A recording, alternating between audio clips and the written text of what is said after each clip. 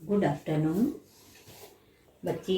अभी पिछले वीडियो में मैंने आपको वाच्य समझाए हैं, ठीक है। वाच्य के तीनों भेद अब एग्जाम में जो आते हैं वो किस ढंग से आते हैं वो ज़रा देखना ध्यान से, ठीक है।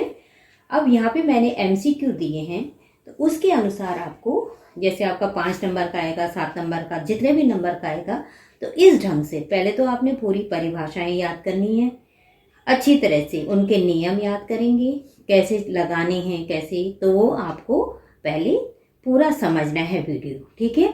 अब विकल्प आप कैसे छांटेंगे, इस टाइप से आ जाए जैसे उचित विकल्प चुनिए। वाच्य के भेद हैं। अब 4 पॉइंट दिए रहेंगे, 1 2 3 4, तो आंसर क्या आ जाएगा हमारा 3, ठीक है। फिर है कर्मवाच्य की मुख्य क्रिया बताई है पढ़ाते हुए, क्या होती है, अकर्मक होती है, सकर्मक होती है, अकर्मक सकर्मक होती है, इनमें से कोई नहीं। तो क्या होती है, यहाँ पे मैंने आंसर लगाया है सकर्मक होती है। ध्यान रखिए बेटे, यहाँ तो मैंने टिक लगाया, पर आप जब क्वेश्चन पढ़ेंगे तो उसके बाद ऐसे ही आप बनाएंगे, ठीक है। ये मैंने आपको नमूना बताया कि इसी ढंग से आपने प्रैक्टिस करनी है। अब जैसे है रवि ने कपड़े पहने, इसे कर्मवाच्य में हम बदलेंगे, तो कैसे बन जाएगा ये, रवि कपड़े पहनता है, रवि कपड़े पहनने लगा, रवि के द्वारा कपड़े पहने गए, क्या रवि कपड़े पहनेगा। अब ये ध्यान दीजिए बच्चे कि जब हम क्या करते हैं, कर्तवाच्य से कर्मवाच्य में बदलते हैं तो उसमें विभक्ति चिन्ह के द्वारा या से लगा देते हैं। तो आपने एकदम, जब विभक्ति चिन्ह आपको याद होगा तो आप एकदम टिक कर देंगे, रवि के द्वारा कपड़े पहने गए।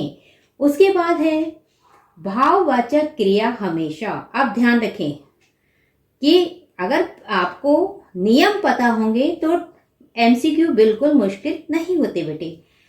अन्य पुरुष पुल्लिंग एक वचन में रहती है, प्रथम पुरुष बहुवचन में रहती है, उत्तम पुरुष स्त्रीलिंग में रहती है। तो यहाँ पे आंसर क्या आ जाएगा कि अन्य पुरुष पुल्लिंग एक वचन में रहती है, ठीक है।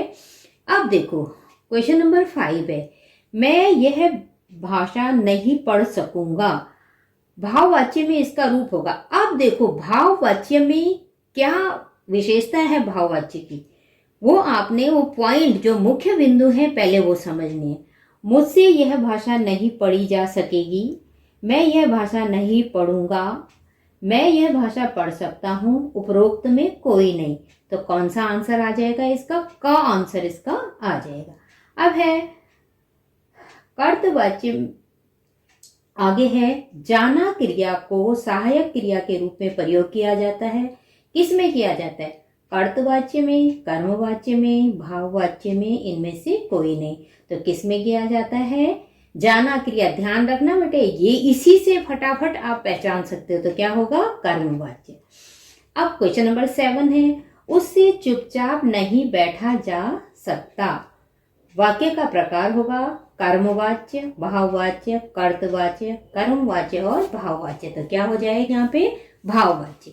अब देखो बेटे, ऐसे ही आपके अन्य जो परिवर्तन के लिए आएंगे, तो आप परिवर्तन तभी कर सकते हैं जब आपको पूरे उनके मुख्य पता चले। अब जैसे हमें कर्मवाच्य से कर्तवाच्य में बदलना है, नानी द्वारा बच्चों को कहानी सुनाई गई, ये कर्मवाच्य से हमने, तो कैसे आंसर होगा, नानी ने बच्चों को कहानी सुनाई।